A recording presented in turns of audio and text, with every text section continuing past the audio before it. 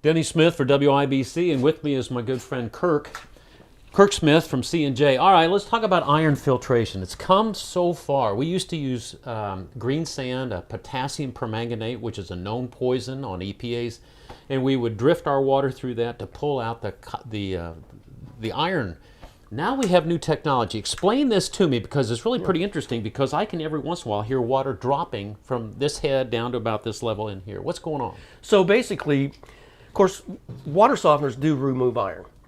But we have things in water like manganese and hydrogen sulfide, which is a gas. So we have to oxidize them. So in years past, to get that oxidation, we would have to use chemical injection like peroxide or chlorine or permanganate. Now we use free stuff. It's called air. So I like free stuff. It's free stuff. Yeah, it's free. So basically from the neck down about 13 to 14 inches is a pocket of air. That's our oxidizing power. So once we oxidize manganese or hydrogen sulfide, then we can filter it out. And which is more of a carbon block, but there's something else besides carbon. Berm. Okay. Yeah, berm is a good media. It's been around forever. So is carbon. We use catalytic carbon when we use peroxide injection, which we don't really use that until we get up to 8 to 10 plus. And then you can backwash that also, and that's the whole theory here, is that you, by timing or by a water wheel of some sort, you know when to backwash this berm. Right. As a rule of thumb, we need to backwash a filter at least every 3 days.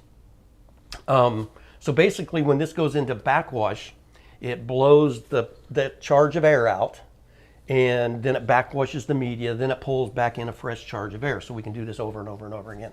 How does it know to keep that air? So it's timed. Oh, it's timed. Okay. You're right. We can adjust the time of backwash, what we call brine draw, which is our vacuum that Denny's made his nice green pipe on. Now, wait a minute. This is a little bit of Radio Free Kentucky type stuff. I knew I had to get air, but I also use this if I ever have to clean this with hydrogen peroxide. Yep. I can use this as my Venturi vacuum to bring, introduce whatever into the tank itself. That's right, because these things will not work on bacteria. So when we draw air in, sometimes we get a little bit of airborne bacteria that might affect that, and that's perfect to draw in peroxide.